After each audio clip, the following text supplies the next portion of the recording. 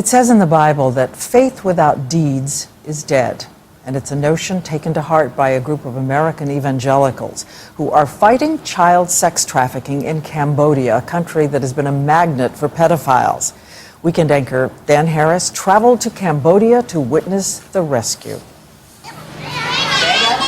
Look at these children and try to wrap your mind around the fact that on any given night, most of them will be sold for sex with strangers by their own parents.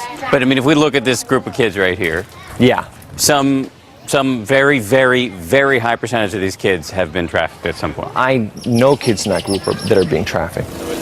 This is the village of Svai Pak, the epicenter of Cambodia's child sex trade. I didn't know what it was going to be like. Where Clay Butler, a 27-year-old evangelical Christian from California, now runs a community center based out of a former brothel. I think the most exciting part of Christianity is living it out. This stuff is not fun at all, but there is a deep fulfillment in laying your life down for somebody else.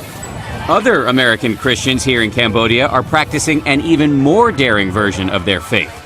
They go into the brothels to gather video evidence and then work with police to bust suspected sex tourists. They also rescue child sex slaves like this girl named Bella.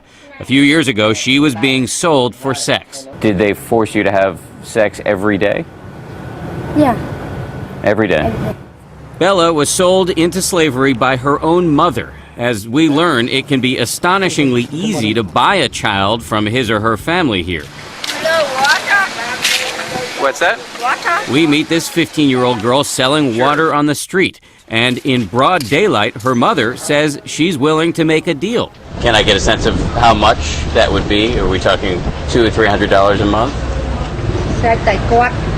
It's up to you. Up to me.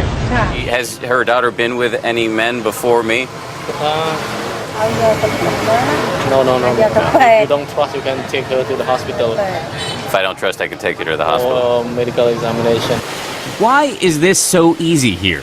Poverty is part of the answer, but some Christians say it's also because Cambodia endured a genocide in the 1970s, during which children were forced to spy on and even execute their parents, and the educated and religious communities were nearly wiped out.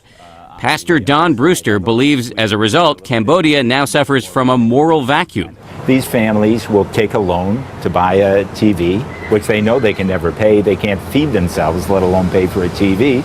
But they know, hey, I've got my ace in the hole, I can sell my daughter. Pastor Brewster runs a shelter here where Bella now lives and is finally getting help. Because I can study and I can get love and I can help.